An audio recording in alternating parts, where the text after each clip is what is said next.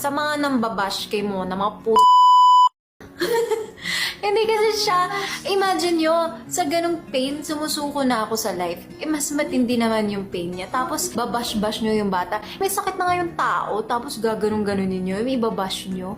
Get a life, napakapangit nyo kasi, kaya kayo nang babash. Bakit? Nanggigil eh. Gusto ko talaga gawan ng video, tapos i-repost nyo to sa TikTok para makita ng mga kung gusto niyo mambash, sa akin na lang kayo mambash. Wala naman kasi kayong... Ang pangit nyo kasi. Alam nyo, siguro malungkot lang kayo sa buhay nyo. Para alam, yak siya. Kasi naman, ikaw yung nag-ano dun. Eh, totoo naman eh. Gusto ko lang sabihin, ang dami kong... I mean, imagine mo siya, waiting for... Hey, grabe ka yung pinagdaanan na. Ang lala ng mga basher, napaka-bitter nyo sa buhay, napaka-pangit siguro ng buhay nyo para mangsaktan ng ibang tao na wala namang ginagawa sa inyo. I hope karma gets you.